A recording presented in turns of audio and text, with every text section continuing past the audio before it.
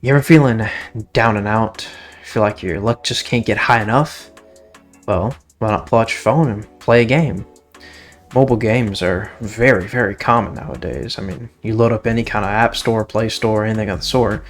First thing you're going to see is a game. I guarantee it. For me, I just saw Pokemon Go. Oh my god.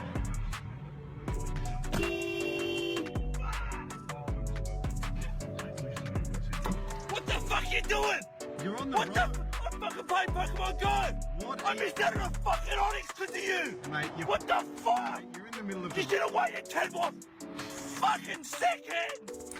But what if I told you that industry that started with something as simple as a snake eating apples and making blocks fit together spiraled to a multi-billion-dollar industry, kind of like the casino industry now I think about it.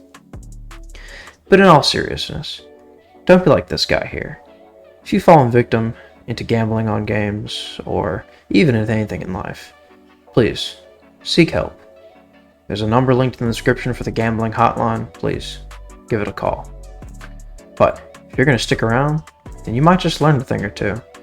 Even something like Goku collecting orbs is even similar to going to Vegas and trying to risk it all. Mobile gaming began with Tetris in 1994, but it's more commonly known to start with Snake in 1997. If you don't know what Snake is, well, you're a snake, and you eat stuff to become a bigger snake. That's about it. Mobile gaming did begin in Japan, however, but in 1999, the iMode service was created to download other types of mobile games, most of which are essentially irrelevant today. In 2000, however, is when phones in the West also began to get this software too, and could download these games, but it was shown to have limited success as many people didn't care for it at the time. In 2003 came the release of the iPhone 3G, and came with the iOS Software Development Kit, which allowed for games to be much more easily created for the App Store. And with the launch of this ease of access for the App Store, soon followed popular games such as Angry Birds and Cut the Rope, leading to the West gaining a massive interest in these games on something that could fit in your pocket. Most mobile games today have in-app purchases through them. The App Store actually first introduced these in October 2009, with existing games such as Tap Tap Revenge 3 adding in-app purchases simply just to get new songs in the game. In 2012 came the official launch of Candy Crush Saga for iOS devices. The game was designed as a free-to-play game, but had microtransactions for things such as restoring lives or a special power-up. But the game was, however, easily able to be completed without ever spending a dollar, as in September of 2013, nearly 70% of players at the time made it to the end of the game without ever spending a cent. In 2014, Candy Crush had 356 million monthly unique players, and only 2.3% of those players spent even anything on the game. However, they were still able to turn a profit, with each of those players who did pay spent around $23 per player, leading to $580 million in profits that quarter alone. Clash of Clans also released similarly in 2012, as well being free to play and having microtransactions. These in-app purchases were gems players could use to speed up the game's progress, with the game still being possible without them just taking much longer. Clearly though, patience was not a virtue of players at the time, as by September of 2014, the app was earning $5.15 million a day. The quick success of these games at the time was seemingly unheard of, but soon mobile gaming would take a massive turn, as in 2016, the most popular mobile game yet was released to the public.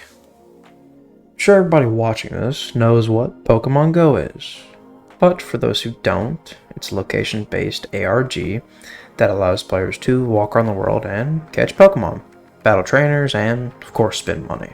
In fact, the last comment's kind of interesting, as by the end of 2017, the new phenomenon produced $2 billion, and ever since has made at least $1 billion a year since its debut. Gacha games became very popular in 2010, release of Vindictus that same year. For those who don't know, gacha game, well, it's kind of what it seems. You really, typically, spend a currency to try to acquire something in the game, mostly cards. The modern popular ones that are still present are One Piece Treasure Cruise, which released in 2015, Dragon Ball Z Dokkan Battle from 2015, Bleach Brave Souls from 2016, Seven Deadly Sins Grand Cross from 2019, and probably the most known in the West, Genshin Impact, which came out in 2020. These games, however, could be looked at as similar to a casino, as you can enter as free as you want, but the allure from benefiting from spending money is increased with every single second you play.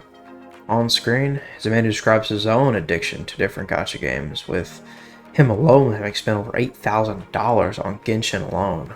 On screen, you can see the revenues from similar popular gacha games of the last year, and the profits from casinos on the Vegas Strip side by side, for the revenues of them from December of 2023. The gacha games total up to $325 million, and the casinos at $905.4 million. Now, think about it. The section of the world that's known for gambling and for casinos, which is Vegas, versus anime games that, first of all, you don't need any ID to purchase this kind of currency in game, and you're marketed with characters that children watch like Goku or Luffy, do seem kind of suspicious. Sure, there's no way to prove that kids are spending these millions of dollars, as there's no chance they could earn nearly that much, but the point stands that these games do have an ease of access for kids to purchase, and the fact they earned around a third of what the Vegas Strip earned is ridiculous.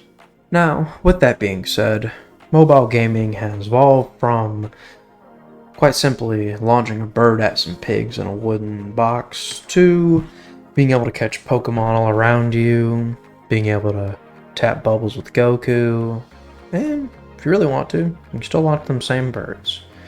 But I truly hope you that watching this are not spending thousands of dollars on these games simply to just buy something and continue to want to get more and more. It can become an addiction. And if you're spending that much money on these games, the information for the Gambling Addiction Hotline is linked down below. Hope you did enjoy watching this today. It's a little bit of a shorter one than usual, but something rather I find interesting. Thanks for watching, and I'll see you in the next one.